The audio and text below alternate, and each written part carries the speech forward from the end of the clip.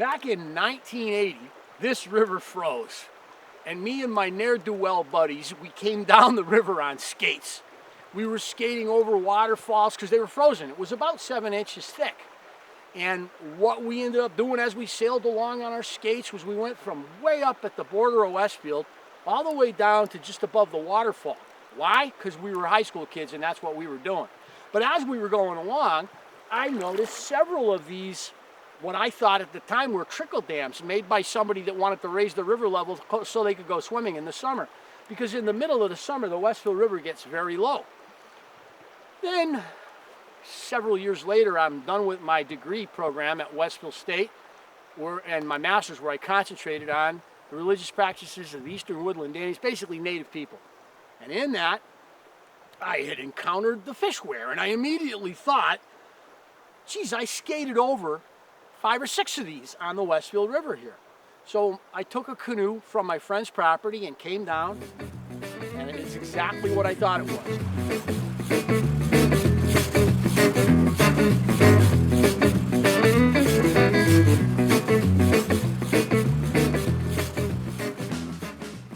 But what our plan is today, my brother and I, is to basically get out there and throw a few casts and see if we can catch some fish off this fish weir that, as I said, could be 5,000 years old, where the native people once did. And the people that were in this area when we meet them, the river tribes, are called the Agawam people. And these are the people that William Pension first met in 1635 when he came up the river on his pinnace to what we now call Pension Point, and he basically made a little deal with them. They set up a blockhouse, and the following year, the first settlers of Springfield came. So the native people are here on this river every spring, starting in April after the sugaring season, right through the end of June. And therefore, you'd expect that near this river, you would have had a lot of their crop fields. So what you have is 2 piles of rocks that meet in the river, creating a V whose point goes down current. Now, if you were here when this thing was functioning, and this thing might have been in play for 4,000 years, who knows, it's probably been here for a long, long time. And it would have been like 2 rock walls that went out. And those rock walls create dead current on both sides. During the spring high water, what you're going to get is shad, salmon, herring, alewives, lamprey, all the fish that migrate up this river are going to, they don't just stay in the center of the current, they get tired. So what they do is they move from rock outcropping to rock outcropping to rock outcropping, and they catch their breath, and then when a big female moves out, they'll follow. And so they would have come into these shallow water, soft water areas on the sides of the V to catch their breath before they went up the main current. And on this wall would have been standing native people, men, women, children, spearing them, netting them, clubbing them. They weren't catch and release fishermen like us. And they would have taken those fish, and somewhere on the banks of this river, probably right up behind us, they would have been drying them. Now remember, at the time, this was probably mostly field with a few trees here and there in the rougher areas.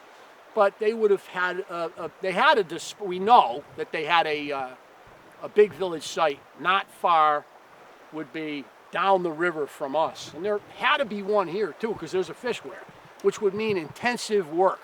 Getting the fish out of the water and then consuming them or cleaning them, and you know, they might have smoked them. We don't really think they stored a lot of food, so they were basically catching them and eating them as quick as they could, recovering from the starving times of the winter.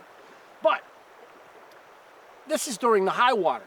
During the lower water of June, when the fish have now turned around and they're coming back to the sea, because all the fish I mentioned, Atlantic salmon, American shad, alewives, and herring, they don't just go upstream and die. Some die during the spawning process, but most survive.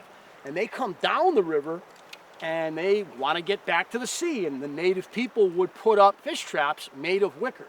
And they come in all sizes. You'll see them. They look like giant wicker tubes. They look like small baskets, and they put them out there and fill their baskets with the returning fish.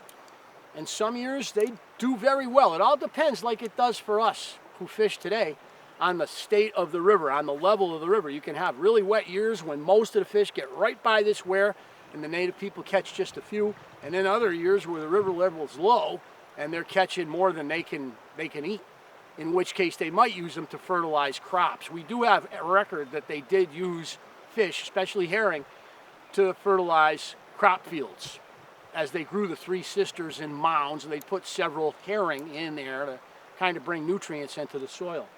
But, you know, some days you get them and some days you don't get them. We didn't get anything here, but you got some good views of a really cool historic site and a part of the Connecticut River watershed that, because it's in an urban environment, doesn't get a lot of attention. I mean, Robinson State Park is right here, but people don't come to look at this, which is really kind of a paleo wonder of our area. I mean, how many actual sites can you go to and see something that was done by the native people that's right in front of your eyes? I mean, people walk around the woods and they speculate about a boulder and they speculate about a rock here or a rock there. I've even got people speculating about bent trees, as if trees could survive 400 years bent by the native people. Like, why would you bend a tree? What's your reasoning? As a way marker, you use boulders, you use river valleys, you use mountaintops. You don't bend a tree. So my point is, of all the sites that you can go to that I can think of, this is a clear example, and the one in Weir, on the one on the Weir River. These are clear indications of human habitation and use of the river system for a long time, way back into the past, before the Europeans got here. So, kind of cool. Well, first, we broke the no swimming rule by wading out into the Westfield River between Agawam and West Springfield in what is called Mittenegg Park.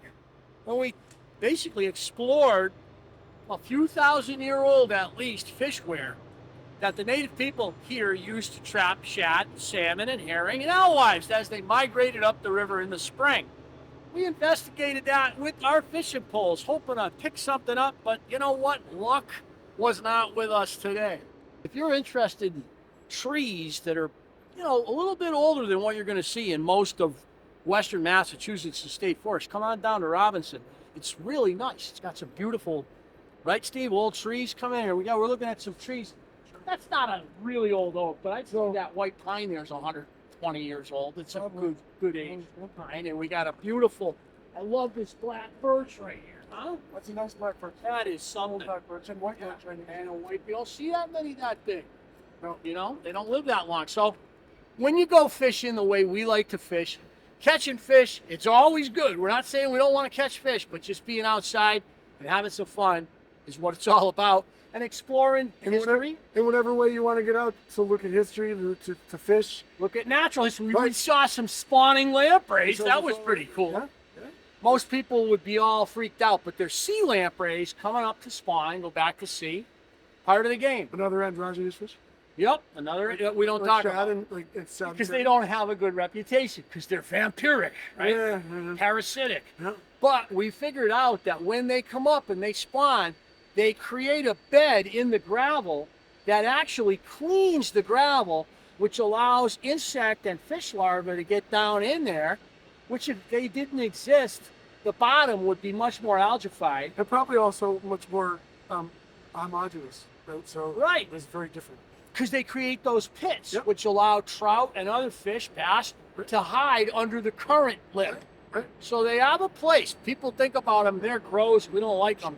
They have a place in the whole plan, and we were interested to see them. If we could have got the drone down right over the water, you would have seen them, but you would have had to get right on them.